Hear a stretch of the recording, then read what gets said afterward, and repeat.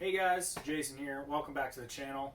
It's 2022, and that means that it's time for me to share with you my favorite books that I read in 2021. 2021 was a pretty good year for reading. I read a lot of books. It wasn't as many as 2020, but it was still, I think I read like 70 books or something if you include audiobooks and stuff. And so, yeah, there was some pretty good ones. I didn't really read any horrible books. So I know last year I did like my least favorite or like most disappointing books. I'm not going to do that this year. I don't want it to be so negative, so I'm just going to do my top 10. And as you can see, I got this lovely new marquee, which is very neat. I like it, so I'm going to toy around with that and stuff. But for right now, it's just, that's it. So, yeah, so let's get right into it. No, the rules are, if it was a reread, like if it is something that I had read previously, it's not eligible to go on the list. And only one book per author is allowed on the list. So, yeah, let's get started. Coming in at number 10 is Hearts in Atlantis by Stephen King. This is a good book. I read a lot of really good books this year, and this is a good one. This was my favorite Stephen King book. It was very heartfelt and awesome. There was some really awesome Dark Tower references. The way that each of the like sort of novellas kind of tied into one like overarching story was really cool. It's just a really great book. And this was during the 90s when, I don't know, I think that's probably like a weak point in his writing. There's a lot of kind of meh books in there. So that's why this one came out on top. Next is The Hot Zone by Richard Preston.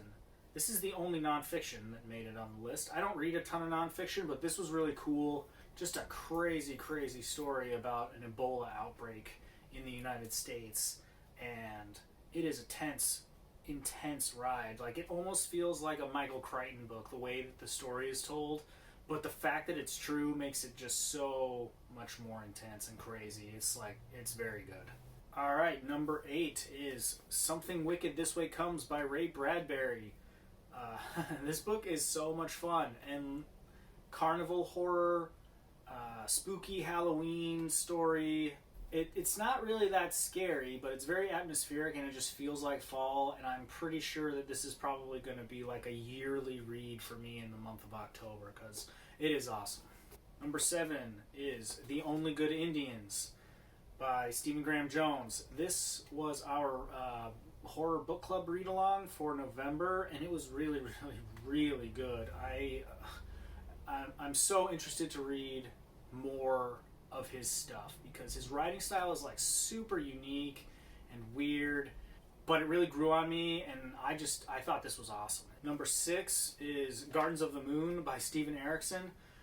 This book was confusing, but really good and like so intriguing. I just like wanted to know more about what was going on, and it doesn't give you all the answers. It doesn't even give you most of the answers, but it sets it up enough that I'm like intrigued, and I really want to continue this series this year.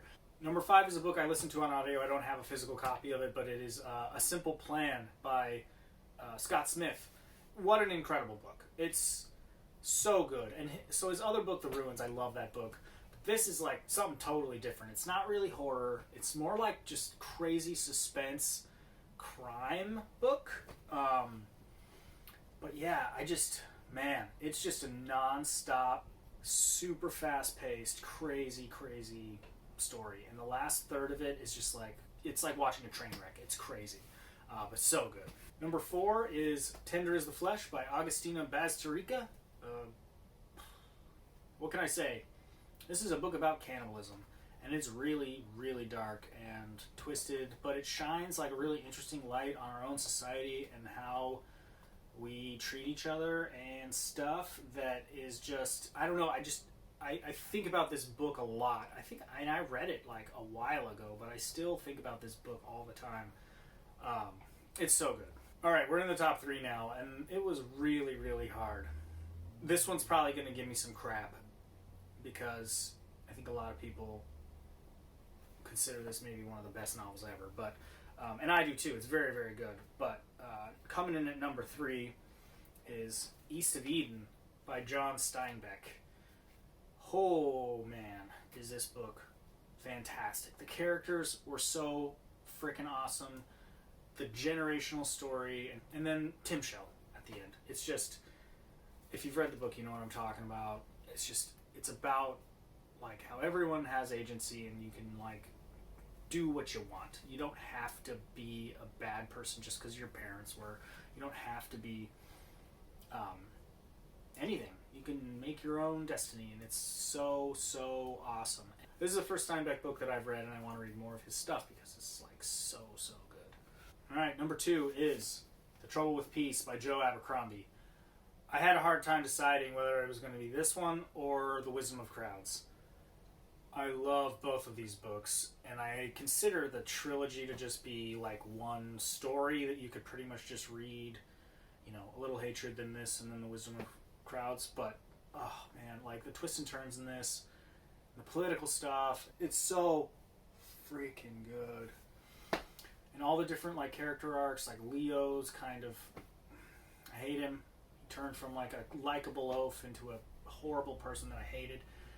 And it sets up the final book in such a beautiful way. And in the final book, I thought just like knocked it out of the park. Like I said, it was a tough one to decide which Joe Abercrombie book was going to make this list, but it was this one. So, yeah, The Trouble with Peace. All right, number 1, the best book that I read in 2021 was Shuggie Bain by Douglas Stewart. Oh, man, this book is so, so sad. It's also really kind of optimistic in a weird way, but my God, it's like heartbreaking, this book. It's a story about a young boy kind of through his whole childhood and into his early adulthood, and his mother, who is an alcoholic. They live in Scotland, and it's just, it's so, so heartbreaking and so sad. I remember I was listening to it on audiobook, and I was working in a bakery, and I would be there like super early in the morning, just by myself, making donuts and bread and stuff in the morning, and I was just like crying in the back room. I was the only person there at the time, you know, in the early morning hours, but I was just like sobbing in the back room because this book is just so, so heartbreaking. But, my God, it's amazing. So yeah, that was my top 10. You know, let me know what you guys read last year that you really enjoyed. Put it in the comments or whatever. Or if you want, come on over to Discord and chat about it. I did make a favorite books of 2021 channel, and people have been posting in there and stuff. So if you want to join that discussion, come on down to Discord and have a chat. I'll put the link to that in the description below. 2021 was a heck of a year, and I'm already plugging away at some pretty good books here in 2022. So I think it's going to be a good year for reading this year too. So yeah, subscribe and stay tuned, and yeah, I think that's pretty much everything that I needed to cover in this video. So with that, I will say farewell. Have a nice night, and I'll see you guys next time. Peace.